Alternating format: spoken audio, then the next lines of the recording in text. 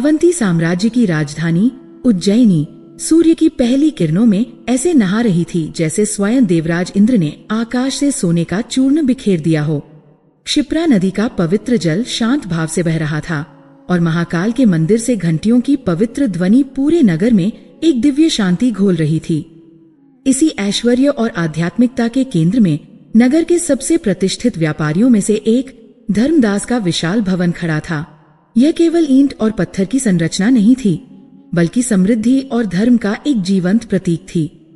धर्मदास की दिनचर्या ब्रह्मा मुहूर्त में ही आरंभ हो जाती थी। सूर्योदय से पहले जब नगर का अधिकांश हिस्सा नींद की गोद में होता, वह क्षिप्रा के शीतल जल में स्नान कर भीगे वस्त्रों में अपने भवन के निजी शिवालय की ओर बढ़ते। उनका शिवालय किसी छोटे मंदिर से कम नहीं था, जिसमें स्फटिक का एक देदीप्यमान शिवलिंग स्थापित था। धर्मदास घंटों तक ध्यान में लीन रहते। उनकी प्रार्थनाओं में कोई मांग नहीं होती, केवल कृतज्ञता का भाव होता था। हे महादेव, वे हर दिन फुसफुसाते, यह वैभव, यह सम्मान, यह सुख सब आपकी कृपा है। आपने मुझे देने योग्य बनाया, इसके लिए मैं आपका आभारी हूँ। मेरी भक्ति और मेरे कर्म सदैव आपकी महिमा के अनुरूप हो, बस इतनी शक्ति देना। उनकी आस्था अटूट थी, एक ठोस चट्टान की तरह जिस पर उनके जीवन का पूरा महल टिका था। वह मानते थे कि व्यापार में उनकी सफलता और उनकी अथाह संपत्ति उनके पुण्य कर्मों और भगवान शिव के प्रति उनकी अटूट भक्ति का सीधा परिणाम थी। पूजा के बाद उनका व्यापारी स्वरूप जागृत होता। उनके कर्मचारी, जो उन्हें एक स्वामी से अधिक एक पिता के रूप में देखते थे, पहले से ही विशाल प्रांगण में एकत्रित हो जाते। धर्मदास का व्यापार अवंती की सीमाओं से बहुत आगे समुद्र पार के देशों तक फैला हुआ था। यवन देश के घोड़े, चीन का रेशम और दक्षिण के द्वीपों से मसाले उनके जहाजों पर लद कर आते और जाते थे। उनका नाम ही गुणवत्ता और विश्वास की गारंटी थी। वह एक कुशल व्यापारी थे, जिन्हें बाजार की नब्ज की गहरी समझ थी, लेकिन उनकी सबसे बड़ी शक्ति उनकी ईमानदारी थी। उनके लिए व्यापार केवल लाभ कमाने का एक साधन नहीं था, बल्कि धर्म का पालन करने का एक मार्ग था। लाभ में धर्म का अंश होना चाहिए, वे अक्सर अपने पुत्रों को सिखाते, क्योंकि जिस धन पर किसी की आह लगी हो वह धन नहीं, विष है। उनकी दानशीलता की कहानियां उज्जैनी के हर घर में सुनी सुनाई जाती थी। कोई भी विधवा, अनाथ या जरूरतमंद उनके द्वार से कभी खाली हाथ नहीं लौटता था। हर पूर्णिमा को उनके भवन के बाहर विशाल भंडारे का आयोजन होता, जहां नगर का कोई भी भूखा व्यक्ति पेट भर भोजन कर सकता था। उन्होंने कई धर्मशालाएं, कुएं और पाठशालाएं बनवाई थीं। लोग कहते थे कि धर्मदास केवल धन नहीं कमाते, वे पुण्य कमाते हैं, और उनका धन तो बस उस पुण्य का सहोत्पाद है। उस दिन भी सब कुछ सामान्य था, वास्तव में सामान्य से कुछ बेहतर। उनका सबसे बड़ा जहाज समुद्र विजय 3 महीने की लंबी यात्रा के बाद लौटने वाला था, जिसमें रोम से लाया गया बेशकीमती माल लदा था। इस एक खेप से होने वाला लाभ उनके पूरे वर्ष के मुनाफे के बराबर था। घर में उत्सव का माहौल था। उनकी पत्नी सुमति रसोई में विशेष पकवान बनवा रही थी, और उनके पुत्र केशव और माधव बंदरगाह पर जहाज के स्वागत की तैयारियों की देखरेख कर रहे थे। धर्मदास ने अपने कार्यालय में बैठकर दिन भर के सौदे निपटाए, अपने मुनीमों को निर्देश दिए और आगंतुकों से मुलाकात की। शाम को उन्होंने महाकाल मंदिर में विशेष पूजा का आयोजन किया। समुद्र विजय की सुरक्षित वापसी के लिए देवताओं को धन्यवाद दिया। रात घेर आई, चांदनी रात थी। आकाश में तारे ऐसे चमक रहे थे जैसे देवताओं ने मोतियों का हार सजाया हो। भोजन के बाद धर्मदास अपने परिवार के साथ बरामदे में बैठे थे। दूर बंदरगाह की रोशनी टिमटिमा रही थी। केशव ने उत्साह से कहा, पिताजी, कल सुबह तक समुद्र विजय हमारे बंदरगाह पर होगा। मैंने सुना है कि इस बार कप्तान मार्कस ऐसे दुर्लभ इत्र और मदिरा लाए हैं जो आज तक अवंती में किसी ने नहीं देखे। धर्मदास मुस्कुराए, सब महादेव की कृपा है पुत्र। संपत्ति आती जाती है, हमें बस अपने कर्मों पर ध्यान केंद्रित करना चाहिए। उनकी बातों में वही शांत संतोष था जो हमेशा रहता था, लेकिन आज पहली बार उनके मन के किसी कोने में एक अनाम सी बेचैनी थी। उन्होंने इसे दिन भर की थकान समझकर नजरअंदाज कर दिया। कौन जानता था कि यह बेचैनी एक प्रलयंकारी तूफान का पूर्वाभास थी। जो उनके जीवन के शांत सागर को हमेशा के लिए तहस नहस करने वाला था। आधी रात के करीब जब पूरा नगर गहरी नींद में था, आकाश का रंग बदलने लगा। चांदनी अचानक काले घने बादलों के पीछे छिप गई। हवा में एक अजीब सी खामोशी छा गई, वह खामोशी जो किसी बड़े तूफान के आने से पहले होती है। फिर हवा चलने लगी, पहले धीमी फिर तेज, और देखते ही देखते उसने एक प्रचंड रूप ले लिया। पेड़ जड़ से उखड़ने लगे, घरों की छतें उड़ने लगी और फिर बिजली कड़कने लगी, ऐसी भयावह गड़गड़ाहट के साथ जैसे आकाश फट पड़ेगा। मूसलाधार बारिश शुरू हो गई, मानो समुद्र ही आकाश से धरती पर उतर आया हो। धर्मदास की नींद खुल गई। उन्होंने खिड़की से बाहर देखा तो उनका हृदय कांप उठा। ऐसा भयानक तूफान उन्होंने अपने जीवन में कभी नहीं देखा था। सुमति भी जाग गई थी, उनके चेहरे पर चिंता की लकीरें थीं। हे भगवान, ये क्या हो रहा है? उन्होंने कांपती आवाज में कहा। धर्मदास का मन समुद्र विजय की चिंता से भर गया। वह बंदरगाह के ठीक बाहर ही तो था। उन्होंने खुद को दिलासा देने की कोशिश की। कप्तान मार्कस एक अनुभवी नाविक है, वह जहाज को किसी सुरक्षित खाड़ी में ले गया होगा, लेकिन उनका दिल मानने को तैयार नहीं था। तूफान पूरी रात कहर बरपाता रहा। सुबह जब आकाश थोड़ा साफ हुआ तो उज्जैनी एक युद्ध के मैदान की तरह लग रही थी। हर तरफ तबाही के निशान थे। धर्मदास अपने पुत्रों के साथ तुरंत बंदरगाह की ओर भागे। वहां का दृश्य हृदय विदारक था। समुद्र अभी भी उग्र था, उसकी लहरें तट पर टूटी हुई नावों के टुकड़ों को पटक रही थीं।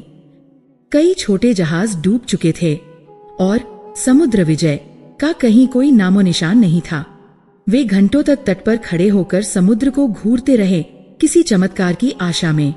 दोपहर तक खबर आई, तूफान के केंद्र में फंसने के कारण समुद्र विजय चट्टानों से टकराकर चकनाचूर हो गया था।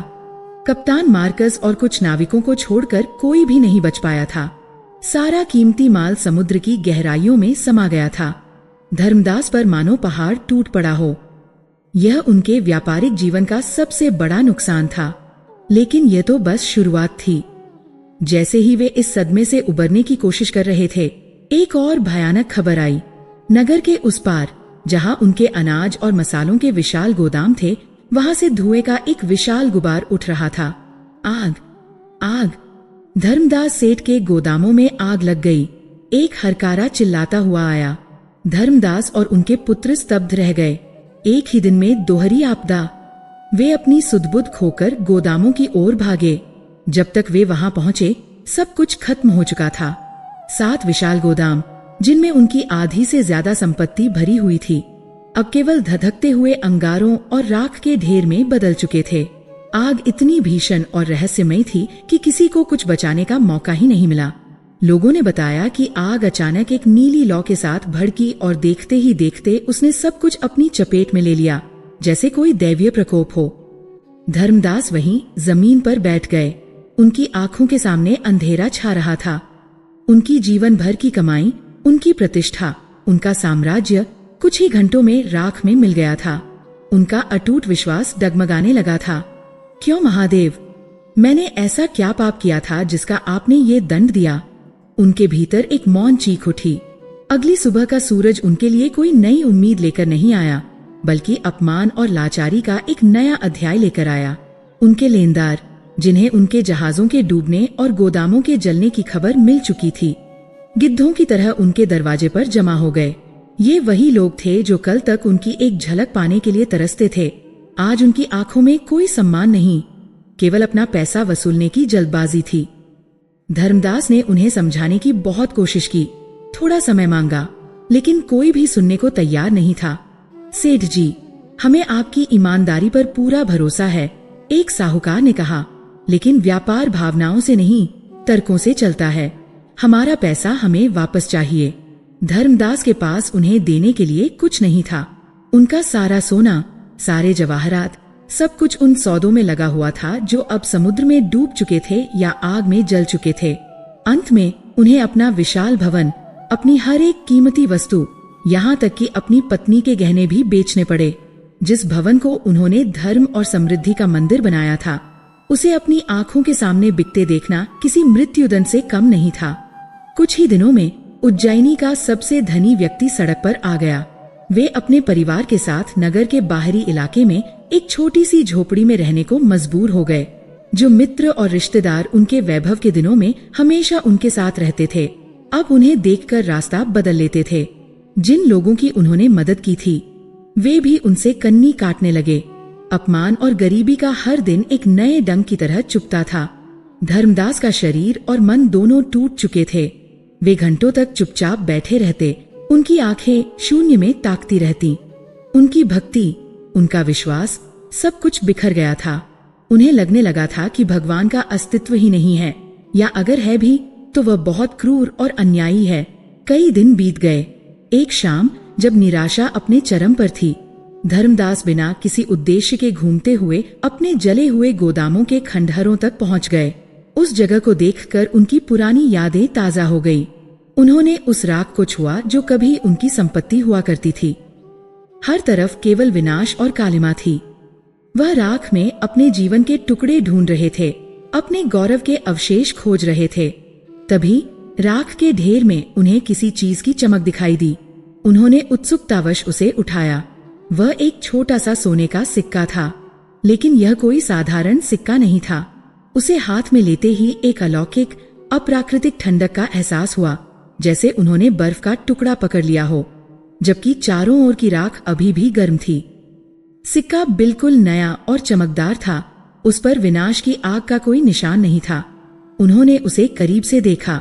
उस पर एक अजीब चेहरा अंकित था, एक यक्ष का चेहरा। उसकी आंखें बड़ी और रहस्यमयी थीं, और उसके होठों पर एक कुटिल मुस्कान थी, जैसे वह सब कुछ जानता हो। यह सिक्का न तो अवंती का था, न ही किसी पड़ोसी राज्य का। उन्होंने अपने जीवन में हजारों तरह के सिक्के देखे थे, लेकिन ऐसा सिक्का पहले कभी नहीं देखा था। वह हैरान रह गए। ये कैसे संभव था? जिस आग ने लोहे को पिघला दिया, पत्थर को चटका दिया, उसमें यह छोटा सा सोने का सिक्का कैसे बच गया? यह यहाँ आया कहाँ से? यह उनके गोदाम में पहले से तो नहीं था। उन्हें यकीन था। तो क्या इसे किसी ने रखा था? अगर हाँ, तो कौन और क्यों? और सबसे बड़ा सवाल, यह अकेला क्यों बच गया, जबकि बाकी सब कुछ राख हो गया?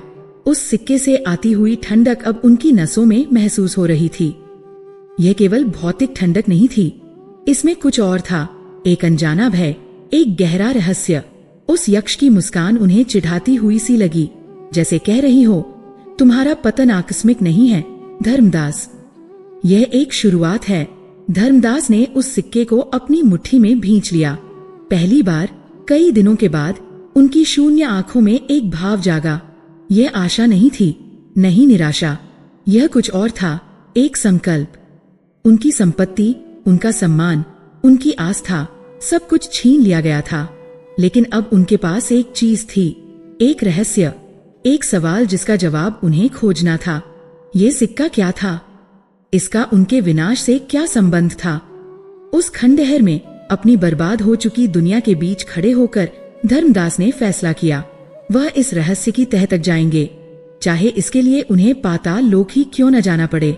उन्हें नहीं पता था कि यह सिक्का उन्हें एक ऐसे रास्ते पर ले जाने वाला था जो व्यापार और भक्ति के उनके जाने पहचाने संसार से बहुत दूर था। एक ऐसा मार्ग जो माया, भ्रम और अलौकिक शक्तियों से भरा था। उनकी परीक्षा अभी समाप्त नहीं हुई थी। वास्तव में ये तो अभी शुरू हुई थी। उज्जैनी अब धर्मदास के लिए वही नगर नहीं था जिन गलियों में कभी उसके नाम का जयघोष होता था। अब वहां उसके लिए केवल अपमान भरी निगाहें या दया से भीगी हुई उपेक्षा थी। नगर के बाहरी छोर पर क्षिप्रा से दूर एक टूटी फूटी झोपड़ी अब उसका और उसके परिवार का आश्रय थी। समृद्धि के दिनों में उन्होंने ऐसी जगहों को केवल दूर से देखा था, ये कल्पना किए बिना कि भाग्य उन्हें कभी यहाँ ले आएगा। दिन असहनीय रूप से लंबे और रातें निराशा में डूबी होती थीं। धर्मदास के पुत्र केशव और माधव, जो कभी रेशमी वस्त्रों में सजे धजे रहते थे, अब नगर में मजदूरी की तलाश में भटकते और शाम को थके हारे कुछ मुट्ठी अनाज लेकर लौटते, जिसे देखकर धर्मदास का हृदय फट पड़ता। उनकी पत्नी सुमती, जिसने कभी दासियों को आदेश दिए थे, अब अपने कोमल हाथों से चूल्हा फूंकती और अक्सर खुद भूखी रहकर बच्चों और पति का पेट भरती। धर्मदास के लिए सबसे बड़ा कष्ट शारीरिक नहीं, मानसिक था। वह निठल्ले बैठे रहते, उनकी आंखें उस झोपड़ी के कच्चे फर्श पर गड़ी रहती। उनके भीतर एक युद्ध चल रहा था। एक तरफ उनकी जीवन भर की आस्था थी, जो कहती थी कि कर्म का फल मिलता है, कि शिव अपने भक्तों को कभी नहीं त्यागते। दूसरी तरफ उनकी वर्तमान हकीकत थी, जो हर पल उनकी आस्था का गला घोंट रही थी। क्यों? यह एक शब्द उनके मन में लगातार गूंजता रहता। मैंने ऐसा कौन सा पाप किया, हे महादेव?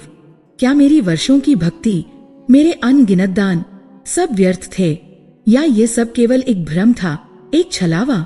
वह अब पूजा नहीं करते थे, निजी शिवालय तो दूर, अब उनके पास प्रार्थना के लिए एक शांत कोना भी नहीं था। कभी कभी रात के सन्नाटे में जब उनका परिवार सो जाता, वह बाहर निकलकर आकाश को देखते और मौन रहकर अपने देवता से बहस करते। उनकी प्रार्थनाओं में अब कृतज्ञता नहीं, केवल कड़वाहट और प्रश्न होते थे। लेकिन आकाश से कोई उत्तर नहीं आता था, केवल सितारों की ठंडी उदासीन रोशनी उन्हें घूरती रहती। उनका विश्वास एक सूखे पत्ते की तरह चरमराकर टूट चुका था। उन्होंने मान लिया था कि या तो भगवान है ही नहीं, या फिर वह इतने ऊंचे हैं कि धर्मदास जैसे एक छोटे से व्यापारी के टूटने या जुड़ने से उन्हें कोई फर्क नहीं पड़ता। इस निराशा के अंधकार में केवल एक चीज थी जो उन्हें वास्तविकता से जोड़े हुए थी, वह रहस्यमयी सोने का सिक्का। वह उसे हर समय अपनी मुट्ठी में बंद रखते। उसकी अप्राकृतिक ठंडक उन्हें उस भयानक रात की याद दिलाती, लेकिन साथ ही एक अनसुलझी पहेली का एहसास भी कराती थी। यह सिक्का उनके विनाश का मूक साक्षी था, या शायद उसका कारण। यह विचार उन्हें पागल किए देता था। उन्होंने कई बार उसे फेंक देने की सोची, इस लिक प्रतीक से छुटकारा पाने की कोशिश की, लेकिन हर बार उनकी हिम्मत जवाब दे जाती।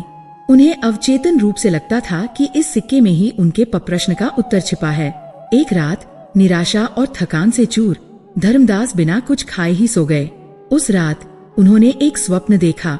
यह कोई साधारण स्वप्न नहीं था, यह इतना जीवंत और वास्तविक था कि उन्हें लगा कि उनकी आत्मा उनके शरीर को छोड़कर कहीं और यात्रा कर रही है। उन्होंने खुद को एक ऐसी जगह पर पाया जहां दूर दूर तक केवल सफेद बर्फ की चादर बिछी थी।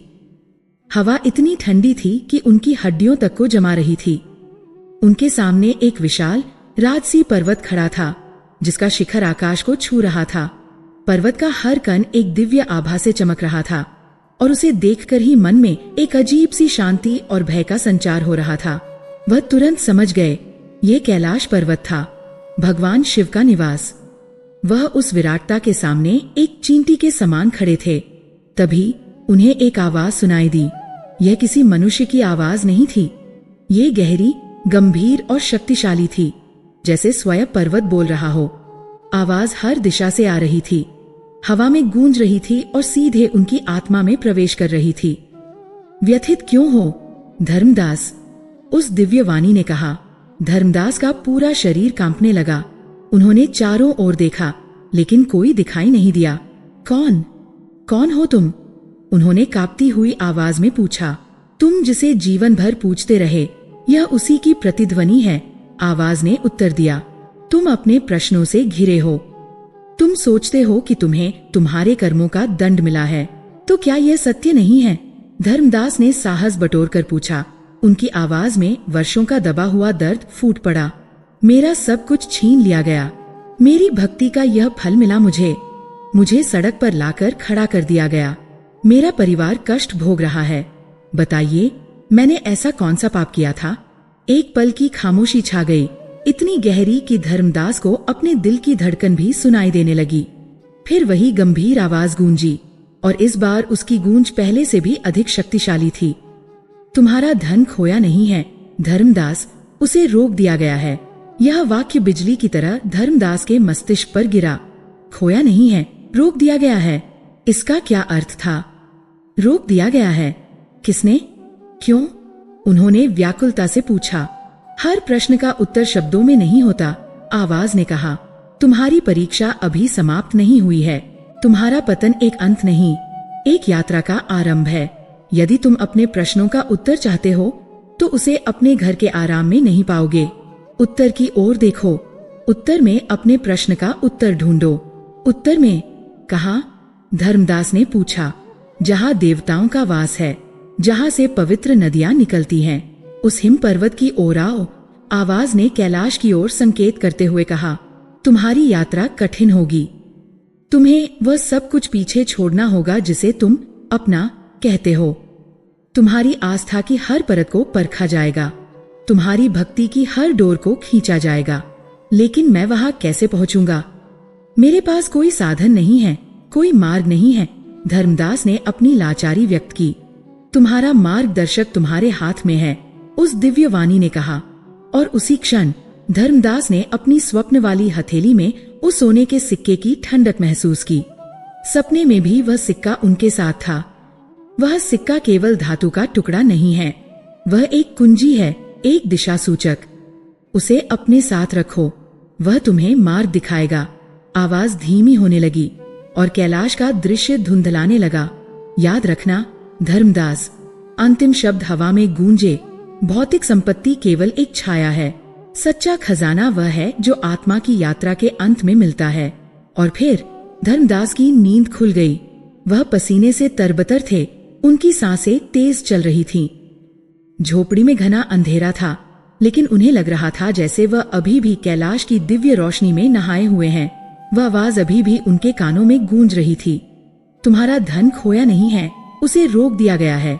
उत्तर में अपने प्रश्न का उत्तर ढूंढो। उन्होंने अपनी मुट्ठी खोली। वह सोने का सिक्का अभी भी वहीं था, अपनी चिरपरिचित ठंडक के साथ। लेकिन आज उस ठंडक में उन्हें भय नहीं, बल्कि एक उद्देश्य का एहसास हुआ।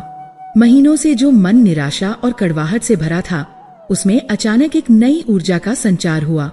यह कोई साधारण स्वप्न नहीं था, यह एक संदेश था, एक बुलावा था।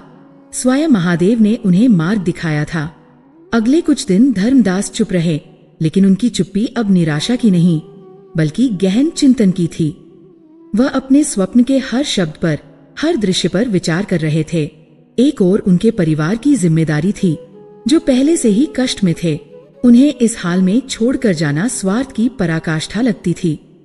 दूसरी ओर वह दिव्य बुलावा था, एक ऐसा अवसर जो शायद उनके सारे प्रश्नों का उत्तर दे सकता था और शायद, बहुत शायद, उनके खोए हुए सम्मान और समृद्धि को वापस ला सकता था। अंत में उन्होंने एक निर्णय लिया। एक शाम जब सुमति और बच्चे सो गए, उन्होंने धीरे से अपनी पत्नी को जगाया। सुमति उनके चेहरे पर एक नई तरह की शांति और दृढ़ता देखकर हैरान रह गईं। क्या बात है स्वामी, आप कई दिनों से चिंतित दिख रहे हैं, उन्होंने पूछा। धर्मदास ने उन्हें अपना पूरा स्वप्न सुनाया, कैलाश का दृश्य, वह दिव्य आवाज और सिक्के के बारे में निर्देश। सुमति सब कुछ चुपचाप सुनती रहीं, उनकी आंखों में विश्वास और समझ का भाव गहराता गया। जब धर्मदास ने अपनी बात खत्म की, तो सुमति ने उनके हाथ अपने हाथों में ले लिए। मैं जानती थी, उन्होंने धीमी आवाज में कहा, मैं जानती थी कि भगवान हमें कभी नहीं त्याग सकते।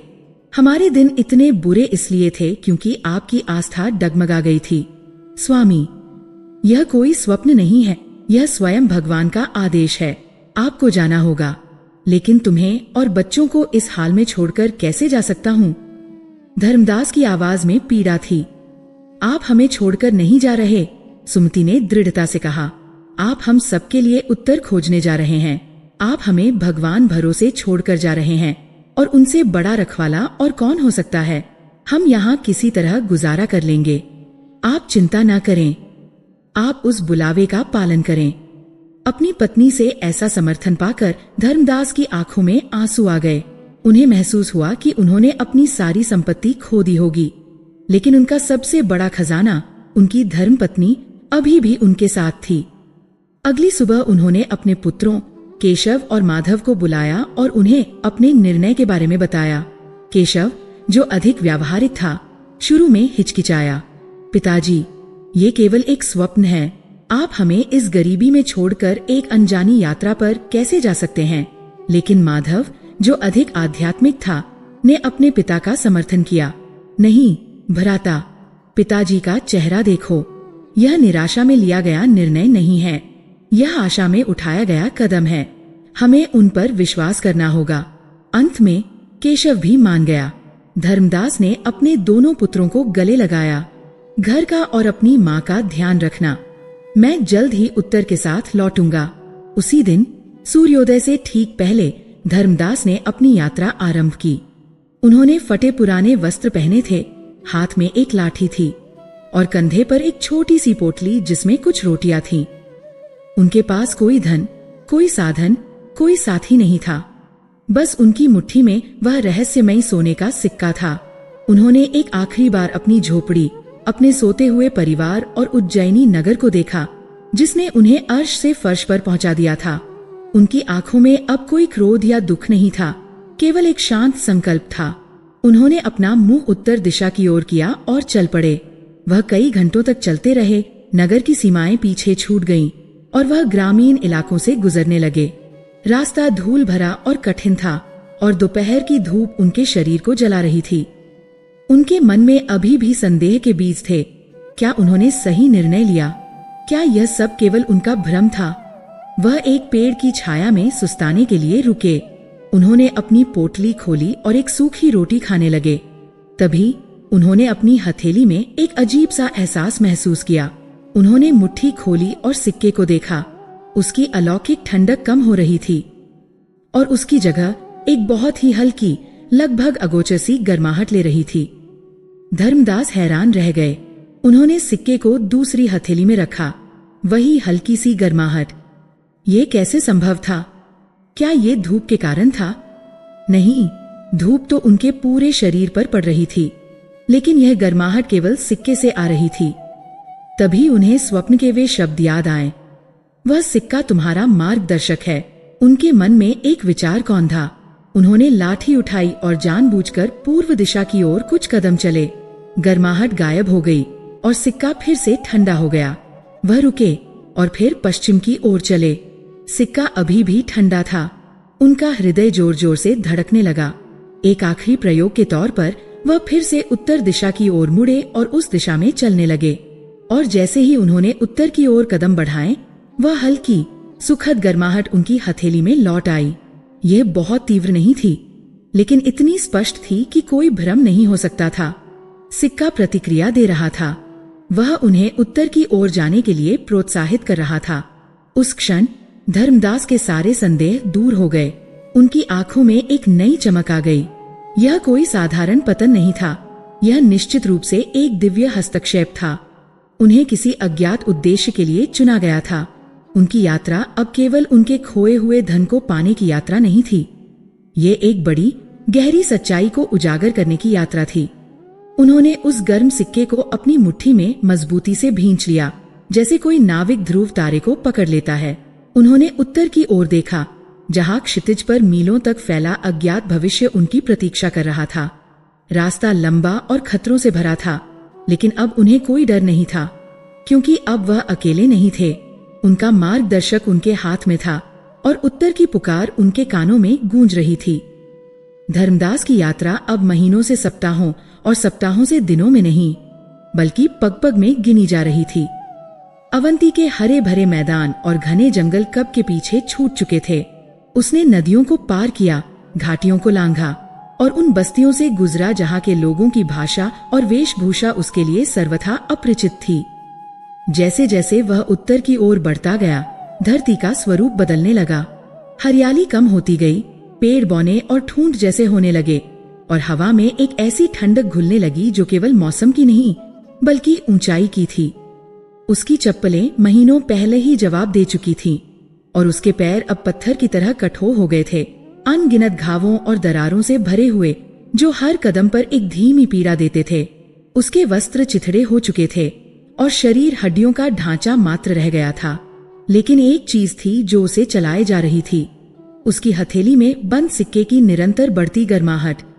यात्रा के आरंभ में जो गर्माहट हल्की और सुखद थी, अब वह तीव्र और स्पष्ट हो चुकी थी। जब भी वह दिशा से भटकता या निराशा में रुकने का सोचता, सिक्के की गर्मी बढ़ जाती, जैसे कोई मौन सारथी उसे आगे बढ़ने के लिए प्रेरित कर रहा हो। यह सिक्का अब केवल मार्गदर्शक नहीं था, उसका एकमात्र साथी था। इस निर्जन विराट प्रकृति में उसकी उपस्थिति का एकमात्र साक्षी। अब वह हिमालय के उस क्षेत्र में था जिसे देवभूमि कहा जाता था। यहाँ का दृश्य मनमोहक होने के साथ साथ भयावह भी था। चारों ओर आकाश को छूते हुए बर्फीले शिखर थे, जो सूर्य की रोशनी में ऐसे चमकते जैसे चांदी के बने हों। हवा इतनी पतली थी कि हर सांस के लिए संघर्ष करना पड़ता था, और सन्नाटा इतना गहरा था कि उसे अपने रक्त के प्रवाह का शोर भी सुनाई देता था। यहाँ जीवन का कोई चिन्ह नहीं था, न कोई पशु, न कोई पक्षी, केवल हवा की साने और दूर किसी हिमखंड के टूटने की गड़गड़ाहट। उसका स्वप्न, कैलाश का वह दिव्य दृश्य, अब एक हकीकत बनकर उसके सामने खड़ा था, लेकिन उस तक पहुंचना लगभग असंभव लग रहा था। वह एक संकरे, बर्फीले दर्रे पर पहुंच चुका था, जो दो विशाल पर्वतों के बीच एक पतली सी दरार जैसा था। सिक्के की गर्माहट उसे सीधे इसी दर्रे की ओर लाई थी, लेकिन यहाँ आकर उसका मार्ग अवरुद्ध हो गया था। दर्रे के मुहाने पर बर्फ का एक विशाल पहाड़ खड़ा था, जो किसी हाल के हिमस्खलन से बना होगा। रास्ता पूरी तरह से बंद था। दाएं और बाएं हजारों फुट गहरी खाइयां थीं, और पीछे लौटना मृत्यु को निमंत्रण देने जैसा था। वह उस बर्फीली दीवार के सामने खड़ा हो गया। उसकी ऊंचाई देखकर ही उसकी बची खुची हिम्मत ने जवाब दे दिया। उसने उसे चढ़ने की कोशिश की, लेकिन उसके हाथ पैर ठंड से सुन्न थे और बर्फ इतनी भुरभुरी थी कि पकड़ बनाते ही खिसक जाती। कई प्रयासों के बाद वह थक हार कर हाफता हुआ नीचे गिर पड़ा। यहीं पर उस अंतिम बाधा के सामने महीनों से संजोई हुई उसकी आशा पूरी तरह से टूट गई। वह बर्फ पर बैठ गया, और पहली बार उसे सिक्के की गर्मी में कोई प्रेरणा महसूस नहीं हुई। उसे लगा जैसे सिक्के ने भी उसे धोखा दिया है, उसे इस मौत की घाटी में लाकर छोड़ दिया है। भूख, थकान और ठंड अब उसके शरीर पर हावी हो रही थी। उसकी आंखों के सामने अंधेरा छाने लगा। उसने सोचा, तो ये है मेरा अंत। न घर का रहा, न घाट का। एक स्वप्न के पीछे भागते हुए मैं यहाँ इस वीराने में मरने के लिए आया हूँ। सुमती, मेरे बच्चों, मुझे क्षमा करना। उसने अपनी आंखें बंद कर ली, अपने शरीर को ठंड के हवाले करने के लिए तैयार। वह लगभग हार मान चुका था। तभी उसे एक कंपन महसूस हुआ, पहले हल्का, फिर इतना तीव्र कि आसपास के पत्थरों से बर्फ झड़ने लगी। यह किसी भूकंप जैसा नहीं था, यह ऐसा था जैसे कोई विशालकाय प्राणी उसकी ओर कदम बढ़ा रहा हो। धर्मदास ने अपनी भारी पलकों को मुश्किल से उठाया। उसने जो देखा उससे उसकी आत्मा तक कांप उठी। सामने जो बर्फ की दीवार थी वह हिल रही थी। नहीं, वह दीवार नहीं थी, वह कोई जीवित प्राणी था जो अब तक निश्चल बैठा हुआ था। बर्फ उसके शरीर से झर रही थी, और उसके नीचे से एक विराट, अकल्पनीय आकार प्रकट हो रहा था। वह एक विशाल मानव सदृश आकृति थी, इतनी ऊंची कि उसका सिर बादलों में छिपा था। उसकी त्वचा तूफानी बादलों की तरह गहरे नीले रंग की थी। उसकी भुजाएं किसी पुराने पेड़ के तने की तरह मोटी और शक्तिशाली थीं। उसके मुंह से दो विशाल दांत बाहर निकले हुए थे, और उसकी आंखें धधकते हुए अंगारों की तरह चमक रही थीं। उसने अपने कंधे पर एक विशाल गदा रखी हुई थी, जो किसी साधारण मनुष्य के लिए एक पूरे पेड़ के बराबर होती।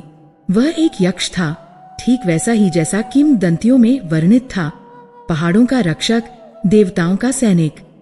वह अपनी जगह से उठा, और उसके एक कदम से ही धरती कांप गई। उसने अपनी धधकती हुई निगाहें धर्मदास पर गड़ा दी, जो उसके सामने एक कीड़े से भी छोटा लग रहा था। कौन हो तुम, तुच्छ मानव? यक्ष की आवाज किसी तूफान की गड़गड़ाहट की तरह दर्रे में गूंजी। किस दुस्साहस से तुमने अलकापुरी की पवित्र सीमाओं पर कदम रखा है, जहाँ देवताओं के अतिरिक्त किसी पक्षी को भी पर मारने की आज्ञा नहीं है? धर्मदास का भय के मारे बुरा हाल था। उसका शरीर कांप रहा था, और उसके मुंह से शब्द नहीं निकल रहे थे। लेकिन फिर उसे अपने परिवार का चेहरा याद आया, अपनी पत्नी का विश्वास और अपनी यात्रा का उद्देश्य याद आया। अब उसके पास खोने के लिए कुछ नहीं था, सिवाय अपने प्राणों के, जो वैसे भी जाने वाले थे। उसने अपनी सारी बची खुची शक्ति को बटोरा और लड़खड़ाता हुआ खड़ा हो गया। हे देव, उसने कांपती हुई आवाज में कहा, मेरा नाम धर्मदास है। मैं अवंती का एक व्यापारी था। मैं कोई घुसपैठिया नहीं हूँ। मैं तो केवल एक शरणार्थी हूँ, जो अपने प्रश्नों का उत्तर खोजने यहाँ तक आया है। यक्ष हंसा, और उसकी हंसी से पहाड़ों पर बर्फ खिसकने लगी। उत्तर? इस बर्फीले रेगिस्तान में तुम्हें क्या उत्तर मिलेगा, मानव? यहाँ केवल मृत्यु है। मुझे एक स्वप्न में यहाँ आने का आदेश मिला था। धर्मदास ने अपनी कहानी सुनानी शुरू की। उसने उसे अपने वैभव के बारे में बताया, अपनी अटूट भक्ति के बारे में, और फिर उस एक विनाशकारी रात के बारे में जब उसका सब कुछ राख हो गया। उसने उसे अपने जले हुए गोदाम में मिले उस रहस्यमयी सिक्के के बारे में बताया और फिर कैलाश के स्वप्न और उस दिव्य वाणी के बारे में बताया जिसने उसे उत्तर की ओर यात्रा करने का निर्देश दिया था। जैसे जैसे वह बोलता गया उसकी आवाज में आत्मविश्वास लौटता गया। अंत में उसने अपनी कांपती हुई हथेली खोली और वह सोने का सिक्का यक्ष के सामने कर दिया। उसने कहा, यह मेरा मार्गदर्शक है, इसी ने मुझे यहाँ तक का मार्ग दिखाया है। जैसे ही यक्ष की दृष्टि उस सिक्के पर पड़ी उसका भयावह चेहरा बदल गया। उसकी धधकती आंखों में आश्चर्य और पहचान का भाव कौंध गया। उसकी हंसी थम गई और उसके चेहरे पर एक गहरी गंभीरता छा गई। वह नीचे झुका, उसका विशाल चेहरा धर्मदास के करीब आ गया। उसने अपनी उंगलियों से, जो धर्मदास के पूरे शरीर जितनी बड़ी थी, बहुत ही सावधानी से वह सिक्का उठाया। तो यह सत्य है, यक्ष ने धीमी गहरी आवाज में कहा, जिसमें अब क्रोध नहीं बल्कि एक अजीब सा विस्मय था। विधि का विधान देखो, सदियों बाद ये चिन्ह फिर से प्रकट हुआ है। आप इसे जानते हैं? धर्मदास ने आशा से पूछा। ये क्या है? यक्ष सीधा खड़ा हो गया और उस छोटे से सिक्के को अपनी विशाल हथेली पर रखकर ऐसे देखने लगा जैसे वह कोई ब्रह्मांडीय रहस्य हो। फिर उसने धर्मदास की ओर देखा और उसकी आंखों में अब दया नहीं बल्कि एक ठंडी कठोर सच्चाई थी। मूर्ख मानव, वह गर्जा, और इस बार उसकी आवाज में धर्मदास के लिए नहीं बल्कि उसकी अज्ञानता के लिए तिरस्कार था। तुम सोचते थे कि तुम्हारी समृद्धि तुम्हारी भक्ति का फल है। तुम सोचते थे कि तुमने अपने पुण्य कर्मों से उस वैभव को अर्जित किया है। अरे, तुम पर तो स्वयं धन के स्वामी भगवान कुबेर की दृष्टि पड़ी है। तुम्हारी भक्ति और तुम्हारे दान तो केवल एक आवरण थे, एक भ्रम जिसमें तुम जी रहे थे। धर्मदास स्तब्ध खड़ा था। भगवान कुबेर, लेकिन मैंने तो सदैव महादेव की पूजा की है। और क्या तुम सोचते हो कि देवलोक में देवताओं के कार्यक्षेत्र बंटे हुए नहीं हैं? यक्ष ने उपहास किया। शिव वैराग्य के देवता है धर्मदास। वह तुम्हें मोक्ष दे सकते हैं, ज्ञान दे सकते हैं, लेकिन सांसारिक संपत्ति का विभाग उनके पास नहीं है। वह विभाग मेरे स्वामी भगवान कुबेर के अधीन है। और यह सिक्का, उसने सिक्के को ऊपर उठाते हुए कहा, उनके खजाने से निकला एक ऋण चिन्ह। ऋण? धर्मदास के पैरों तले जमीन खिसक गई। कैसा ऋण? मैंने तो अपने जीवन में कभी किसी से एक कौड़ी भी उधार नहीं ली। तुमने नहीं ली? यक्ष ने कहा, तुम्हारे पूर्वजों ने ली थी। बहुत समय पहले, तुम्हारी कई पीढ़ियों से पहले तुम्हारा एक पूर्वज था। वह एक महान विद्वान था, वेदों और शास्त्रों का ज्ञाता, लेकिन अत्यंत निर्धन था। ज्ञान की अपनी खोज में वह धन के वास्तविक स्वरूप को समझना चाहता था। उसने भगवान कुबेर की घोर तपस्या की। उसकी तपस्या से प्रसन्न होकर मेरे स्वामी ने उसे दर्शन दिए। तुम्हारे पूर्वज ने उनसे सोना चांदी नहीं मांगा, उसने उनसे ज्ञान का वह रहस्य मांगा कि संपत्ति का सृजन और क्षय कैसे होता है।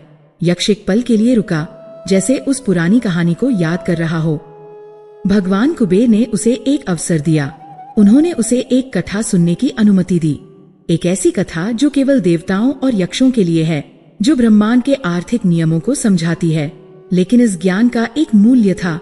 तुम्हारे पूर्वज ने वचन दिया कि वह न केवल इस कथा को समझेगा बल्कि उसका सार अपनी आने वाली पीढ़ियों को भी सिखाएगा, ताकि वे धन का सदुपयोग कर सकें, उसे केवल भोग की वस्तु न समझें। इस वचन के बदले में कुबेर ने उसके वंश को समृद्ध होने का वरदान दिया, ताकि उन्हें कभी धन की चिंता न हो और वे ज्ञान के मार्ग पर चल सकें। यह सिक्का उसी अनुबंध का प्रतीक था। तुम्हारी समृद्धि उस ऋण का ब्याज थी धर्मदास, जिसे तुम्हारा वंश सदियों से भोग रहा था।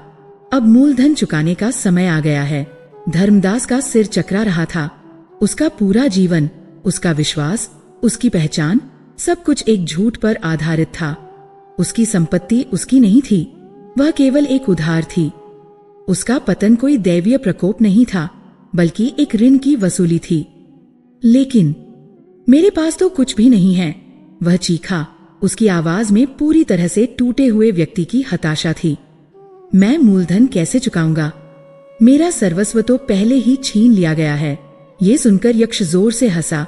उसकी हंसी में अब उपहास नहीं, बल्कि एक गहरा रहस्य छिपा था। कुबेर को सोना नहीं चाहिए, मूर्ख, वह जो स्वयं सोने की नदियों के स्वामी हैं, उन्हें तुम्हारे मुट्ठी भर सिक्कों से क्या लेना देना। ऋण ज्ञान का है धर्मदास, और उसे ज्ञान से ही चुकाया जा सकता है। ज्ञान? धर्मदास ने उलझन में पूछा। हाँ, यक्ष ने कहा। उसका स्वर अब शांत और गंभीर हो गया था। तुम्हें वह कथा सुननी होगी जो तुम्हारे पूर्वज सुनने और समझने में असफल रहे थे। तुम्हारे पूर्वजों ने समृद्धि पाई, लेकिन वे उसके मद में इतने चूर हो गए कि उन्होंने वचन को भुला दिया। वे धन को भोगते रहे, लेकिन उसके पीछे के ज्ञान को कभी नहीं खोजा। अब यह कर्तव्य तुम्हारा है। तुम्हें अलकापुरी में प्रवेश करने और उस कथा को सुनने का अवसर दिया जाएगा। यक्ष ने अपनी गदा से बर्फ की दीवार की ओर संकेत किया। यदि तुम उस कथा का सार समझ गए, यदि तुमने धन के वास्तविक स्वरूप को जान लिया, तो तुम्हारा ऋण चुक जाएगा और तुम मुक्त हो जाओगे। तुम्हारा वंश दरिद्रता के अभिशाप से मुक्त हो जाएगा। और यदि नहीं, यक्ष की आंखें फिर से अंगारों की तरह चमकने लगी।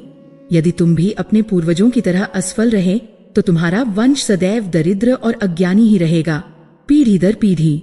धर्मदास अवाक खड़ा था। उसके सामने एक विकल्प था, एक परीक्षा। एक ऐसा द्वार खुलने वाला था जो उसे या तो पूर्ण मुक्ति दिला सकता था या फिर अनंत अंधकार में धकेल सकता था। उसका विनाश एक रहस्य था, लेकिन अब उसे समझ आ रहा था कि यह रहस्य एक और भी गहरे और भी पुराने रहस्य का केवल एक छोटा सा हिस्सा था। यक्ष ने अपनी गदा जमीन पर पटकी। एक गड़गड़ाहट हुई और धर्मदास के सामने जो बर्फ की ठोस दीवार थी, वह धीरे धीरे पारदर्शी होने लगी। उसके पीछे उसे कोई रास्ता नहीं, बल्कि एक अद्भुत चमकीला प्रकाश दिखाई दिया, जैसे हजारों सूर्य एक साथ उदय हो गए हों।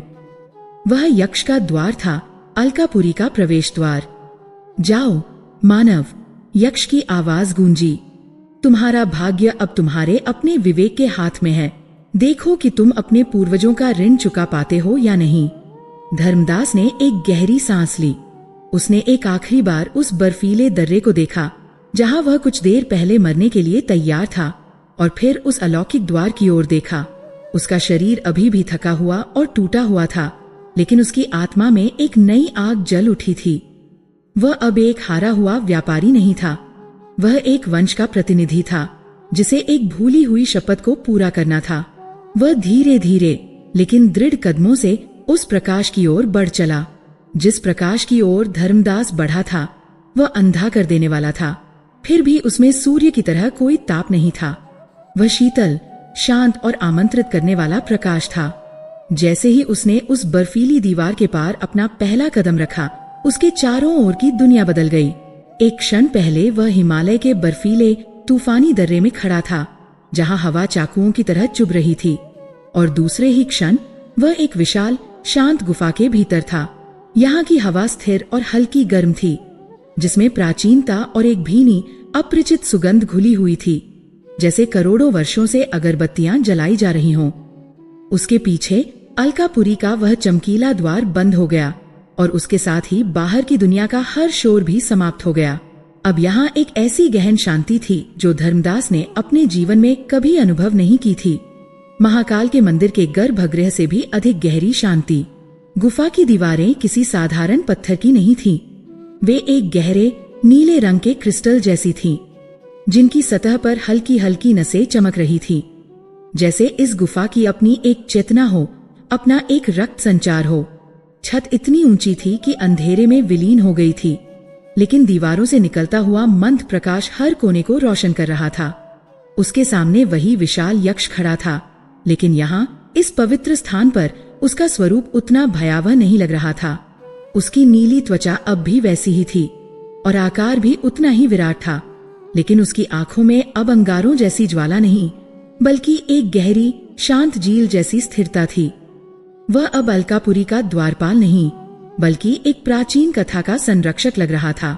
धर्मदास महीनों की यात्रा से पूरी तरह टूट चुका था।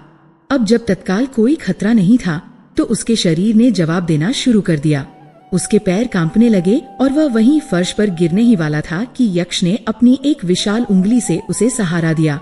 यक्ष का स्पर्श, जो बाहर इतना कठोर लग रहा था, अब आश्चर्यजनक रूप से कोमल था। बैठो मानव, यक्ष की गहरी आवाज गुफा में गूंजी, लेकिन इस बार उसमें कोई धमकी नहीं, बल्कि एक आदेशात्मक शांति थी। तुम्हारी शारीरिक यात्रा समाप्त हुई, अब तुम्हारी मानसिक यात्रा आरंभ होगी। इस कथा को सुनने के लिए तुम्हें अपने शरीर और मन दोनों को स्थिर करना होगा। यक्ष ने पास की एक चट्टान की ओर संकेत किया। जैसे ही धर्मदास उस ओर बढ़ा, चट्टान का एक हिस्सा मुलायम होकर एक आरामदायक आसन में बदल गया। थकाहारा धर्मदास उस पर बैठ गया। बैठते ही उसके शरीर का सारा दर्द, सारी थकान जैसे कोई सोख रहा हो। उसे ऐसा लगा जैसे वह अपनी माँ की गोद में बैठा हो। यह कथा कोई साधारण कहानी नहीं है, यक्ष ने कहना जारी रखा। यह एक मंत्र है, एक जीवित सत्य।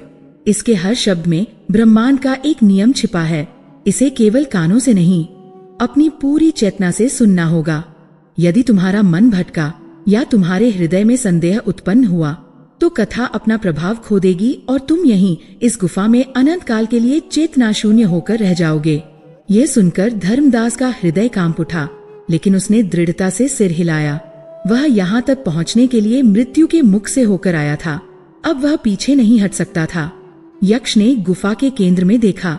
वहाँ फर्श से पानी का एक छोटा सा सोता फूट रहा था, जो एक स्फटिक के कुंड में इकट्ठा हो रहा था। यह मानसरोवर का जल है, इसे पियो। ये तुम्हारी शारीरिक अशुद्धियों को दूर कर तुम्हें कथा ग्रहण करने के योग्य बनाएगा। धर्मदास लड़खड़ाता हुआ उस कुंड तक गया और उसने अपनी अंजलि में जल भरा। जल बर्फ से भी अधिक शीतल था, लेकिन उसे पीते ही उसके पूरे शरीर में एक दिव्य ऊर्जा का संचार हो गया। उसकी भूख, उसकी प्यास, उसकी थकान सब एक ही घूंट में गायब हो गई। उसे लगा जैसे उसका पुनर्जन्म हुआ हो। वह वापस अपने आसन पर आकर बैठ गया। उसकी रीढ़ सीधी थी और मन पूरी तरह से एकाग्र। यक्ष उसके सामने एक विशाल चट्टान पर बैठ गया। उसकी मुद्रा एक गुरु की तरह थी। उसने अपनी आंखें एक क्षण के लिए बंद की, जैसे कथा को अपने भीतर से बुला रहा हो। जब उसने अपनी आंखें खोली तो उनमें सदियों का ज्ञान तैर रहा था। अब सुनो धर्मदास। उसकी आवाज अब एक फुसफुसाहट जैसी थी, फिर भी गुफा का हर कोना उससे गूंज रहा था। सुनो वह कथा जिसे सुनने मात्र से धन की वृद्धि होती है और जिसे समझने से मनुष्य धन के बंधन से मुक्त हो जाता है। यह कथा है अहंकार की, ज्ञान की और उस शाश्वत सत्य की कि ब्रह्मांड में कुछ भी सर्वोच्च नहीं है। बहुत समय पहले की बात है, कल्पों से भी पहले, जब ब्रह्मांड अभी अपनी युवावस्था में था। ब्रह्मा ने सृष्टि की रचना की, विष्णु उसके पालन का भार संभालने लगे और शिव ने सहार का उत्तरदायित्व लिया। देवताओं को उनके गुण और स्वभाव के अनुसार उनके कार्य सौंपे गए। इसी क्रम में यक्षों के राजा वैश्रवन को उनकी न्यायप्रियता और ईमानदारी के कारण देवलोक के कोषाध्यक्ष का पद दिया गया। उन्हें ही भगवान कुबेर की पदवी मिली और समस्त सांसारिक संपत्ति, सोना, चांदी, रत्न, निधिया सब कुछ उनके अधिकार में दे दिया गया। उन्हें अलकापुरी नामक एक भव्य नगरी का स्वामी बनाया गया, जो कैलाश के निकट ही स्थित थी। प्रारंभ में कुबेर ने अपना कर्तव्य बड़ी निष्ठा से निभाया। वह जानते थे कि यह धन उनका नहीं, बल्कि सृष्टि का है और वह केवल उसके संरक्षक हैं।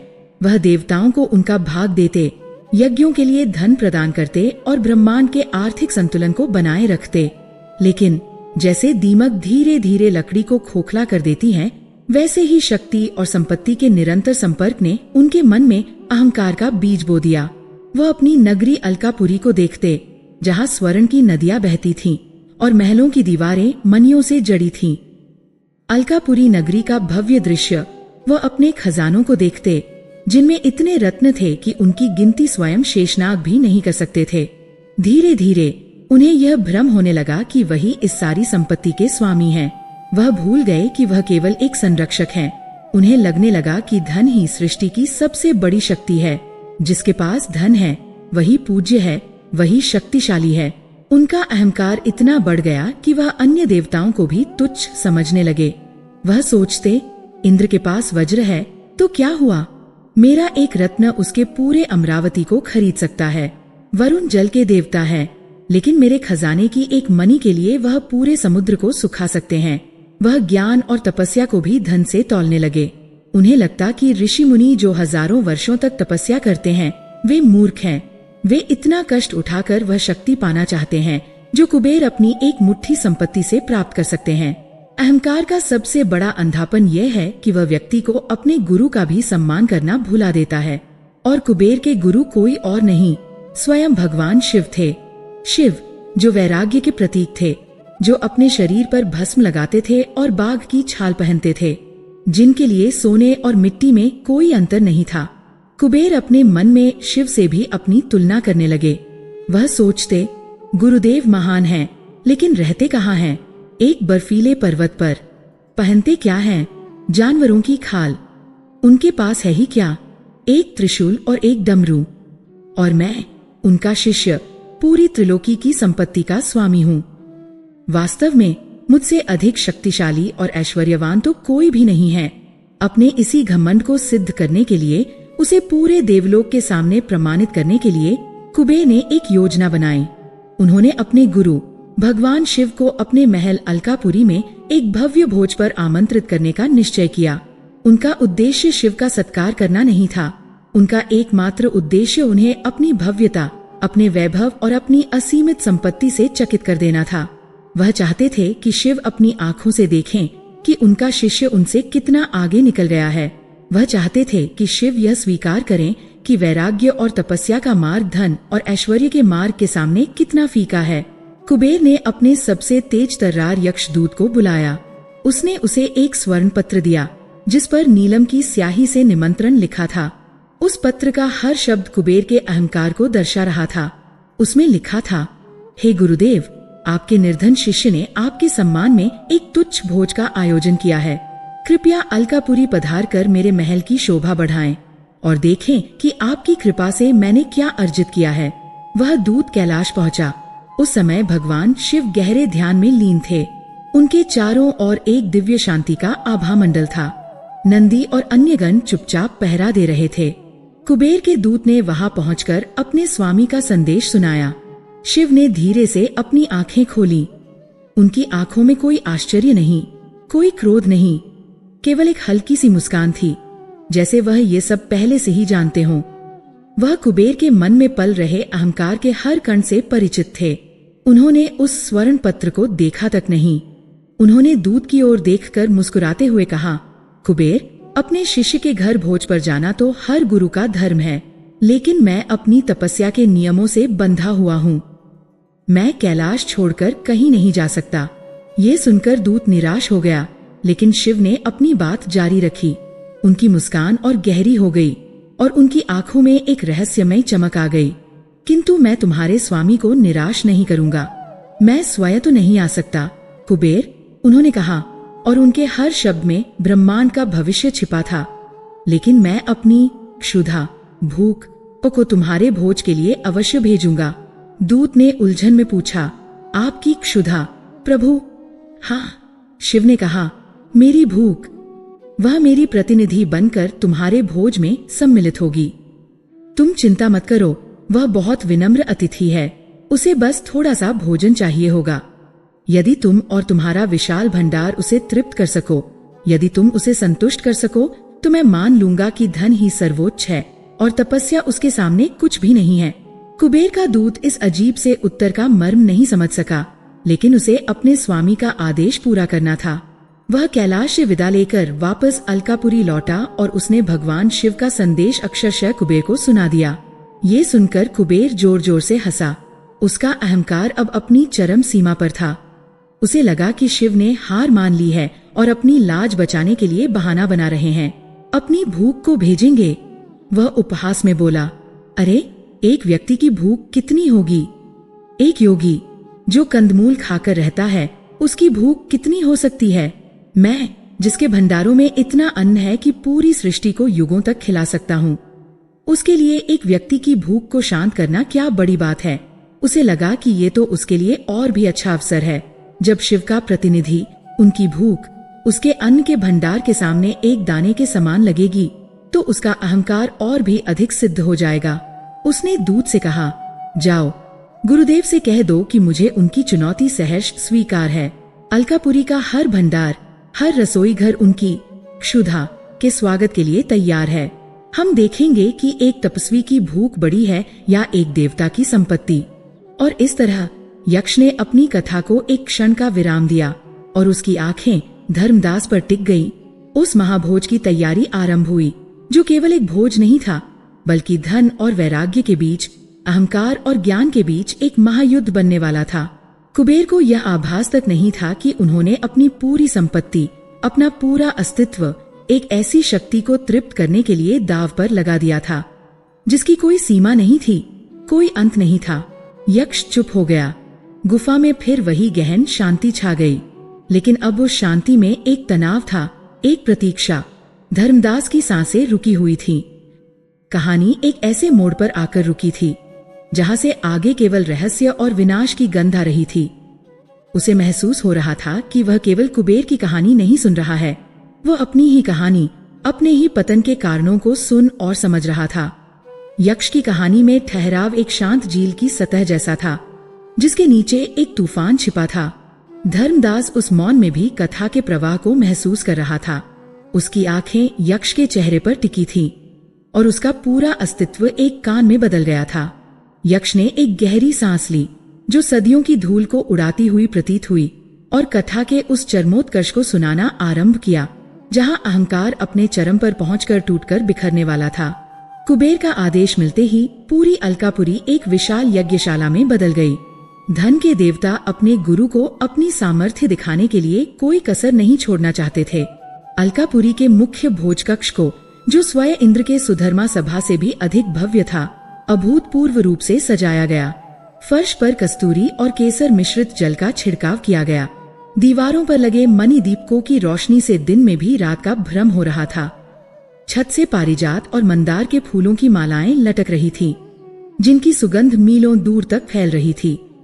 अतिथियों के बैठने के लिए स्वर्ण निर्मित आसनों पर मखमली गद्दे बिछाए गए, जिन पर हीरे मोतियों की कढ़ाई की गई थी। किंतु असली भव्यता तो भोजन की तैयारी में थी। कुबेर ने अपने सभी यक्षों और गंधर्वों को आदेश दिया था कि त्रिलोकी के सबसे उत्तम और दुर्लभ व्यंजन बनाए जाएं। सहस्रों यक्ष रसोइये काम पर लग गए। कल्प वृक्ष से तोड़े गए फलों के रस निकाले जा रहे थे। कामधेनु के दूध से बने मावे और घी की नदियां बह रही थीं। क्षीर सागर से निकले अमृत तुल्य पकवानों के ढेर लग रहे थे। 56 प्रकार के भोग नहीं, बल्कि 56,000 प्रकार के व्यंजनों की तैयारी चल रही थी।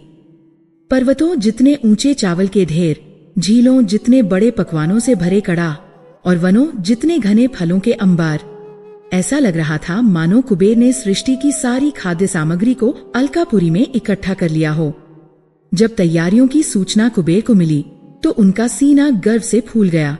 वह अपने स्वर्ण सिंहासन पर बैठे हुए मुस्कुरा रहे थे। उन्होंने सोचा, आज देखेंगे महादेव। आज उन्हें पता चलेगा कि तपस्या की सूखी रोटियों और संपत्ति के 56 भोग में क्या अंतर होता है। मेरी संपत्ति के सामने उनकी क्षुधा एक रेत के कण के समान विलीन हो जाएगी। नियत समय पर कैलाश से एक अतिथि के आगमन की सूचना मिली। कुबेर स्वयं अपने सभी सभासदों के साथ मुख्य द्वार पर उसके स्वागत के लिए खड़े थे।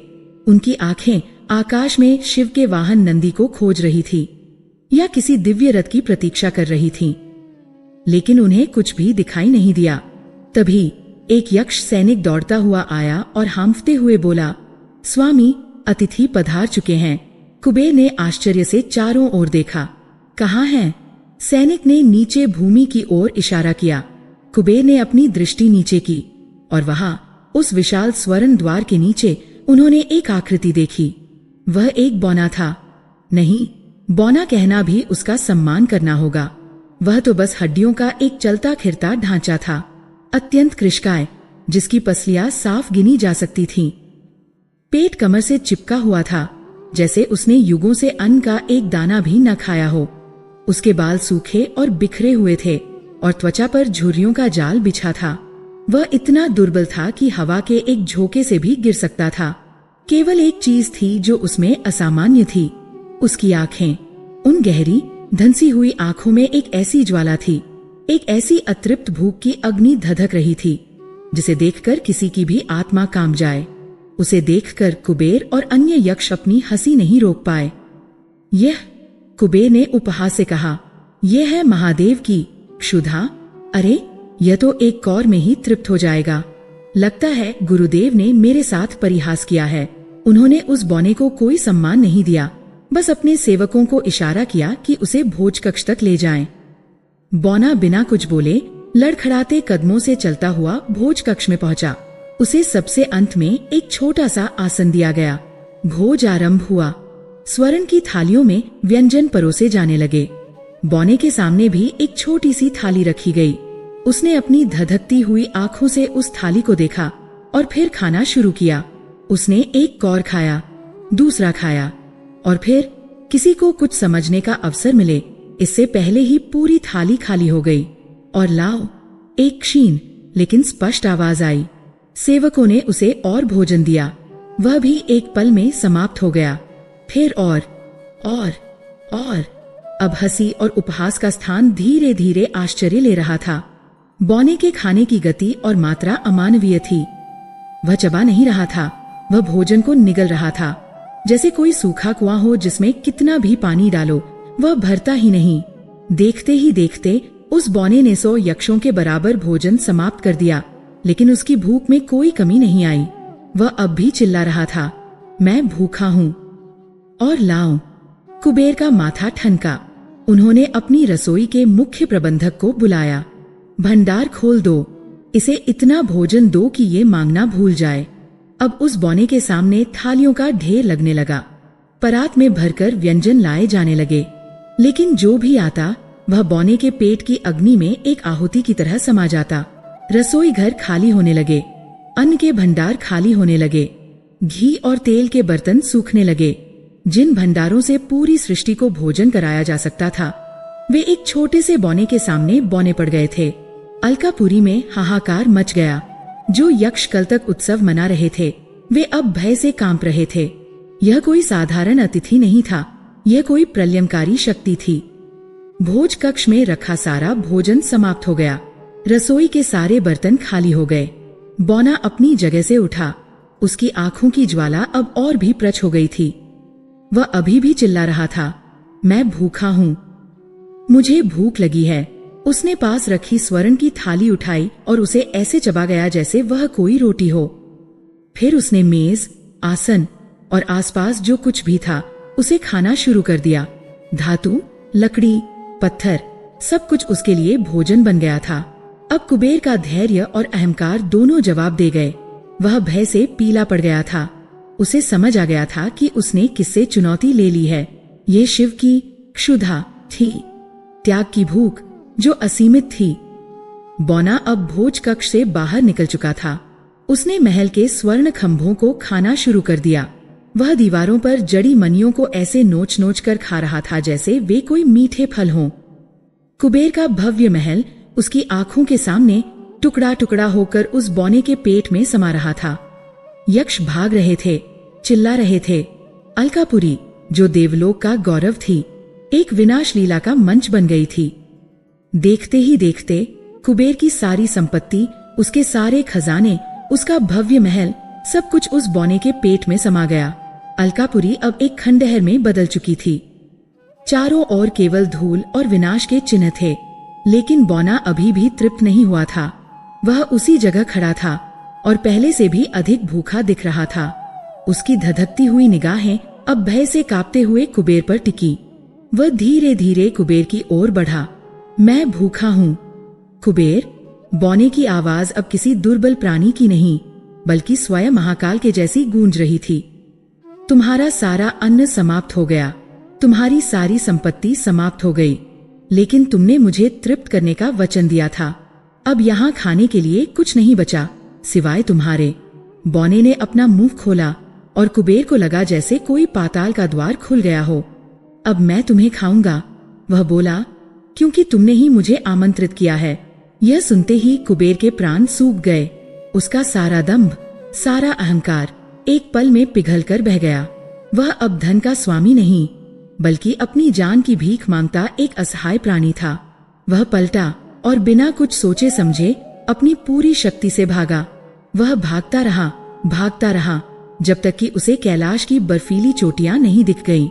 वह सीधा भगवान शिव के पास पहुंचा, जो अभी भी उसी शांत मुद्रा में ध्यानस्थ बैठे थे।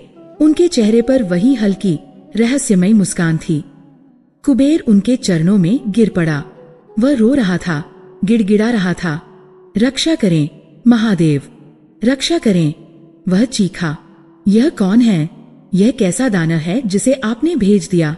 इसने मेरा सर्वस्व नष्ट कर दिया, मेरी अलकापुरी को उजाड़ दिया, और अब यह मुझे ही खाने आ रहा है। कृपया मुझे बचा लीजिए प्रभु। शिव ने धीरे से अपनी आंखें खोली। उनकी आंखों में करुणा थी। उन्होंने प्यार से कुबेर के सिर पर हाथ रखा। शांत हो जाओ कुबेर, उन्होंने सौम्य स्वर में कहा। भयभीत मत हो, वह तुम्हें कोई हानि नहीं पहुंचाएगा। लेकिन वह कौन है प्रभु? कुबेर ने कांपते हुए पूछा। शिव मुस्कुराए। कुबेर, ये कोई और नहीं, ये मेरी क्षुधा ही है। तुम धन के स्वामी हो और धन का स्वभाव है संग्रह करना। मैं त्याग का स्वामी हूँ और त्याग का स्वभाव है रिक्त होना। तुम्हारी संपत्ति की एक सीमा थी, लेकिन त्याग की कोई सीमा नहीं होती, इसलिए मेरी भूख भी असीम है। उन्होंने आगे कहा, तुमने सोचा कि धन से सब कुछ खरीदा जा सकता है। तुम धन से वस्तुएं तो खरीद सकते हो कुबेर, लेकिन तुम सच्ची तृप्ति, संतुष्टि नहीं खरीद सकते। तुम्हारा धन व्यर्थ है यदि वह धर्म और तृप्ति से जुड़ा हुआ नहीं है। जब धन अहंकार को पोषित करने लगता है तो वह विनाश का कारण बनता है। तुमने मुझे अपना ऐश्वर्य दिखाने के लिए बुलाया था, लेकिन तुम यह भूल गए कि सच्चा ऐश्वर्य वस्तुओं में नहीं, बल्कि मन की शांति और संतोष में है। कुबेर को अपनी भूल का एहसास हुआ। उसका सिर शर्म से झुक गया। उसे समझ आ गया था कि उसका अहंकार कितना खोखला और मूर्खतापूर्ण था। उसने शिव के चरणों को पकड़ लिया। मुझे क्षमा कर दीजिए महादेव, मैं अंधा हो गया था। मैंने धन को ही सब कुछ समझ लिया था। आज आपने मेरा अहंकार तोड़कर मुझ पर सबसे बड़ी कृपा की है। शिव ने उसे उठाया। उठो यक्षराज, गलती स्वीकार कर लेना ही सबसे बड़ा प्रायश्चित है। उन्होंने अपनी दृष्टि अलकापुरी की ओर की। एक ही क्षण में वह खंडहर नगरी फिर से अपने पुराने वैभव में लौट आई। टूटे हुए महल फिर से खड़े हो गए, खजाने फिर से भर गए जैसे कुछ हुआ ही न हो, और वह बौना भी अदृश्य हो गया, वापस शिव में ही विलीन होकर। कुबेर ने कृतज्ञता से अपने गुरु को देखा। उसे अपना सारा धन वापस मिल गया था, लेकिन शिव ने एक शर्त रखी।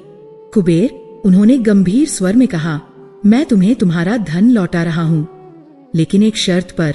आज से तुम्हारा धन, तुम्हारी संपत्ति केवल वहीं बढ़ेगी, केवल वहीं सुरक्षित रहेगी जहाँ लोग तुम्हारे घमंड की इस कथा को नहीं, बल्कि तुम्हारे ज्ञान की इस कथा को याद रखेंगे। जहाँ लोग यह समझेंगे कि धन स्वयं में साध्य नहीं, बल्कि साधन मात्र है। जिस दिन मनुष्य इस कथा को भुला देगा, उस दिन तुम्हारी संपत्ति फिर से रिक्त होने लगेगी।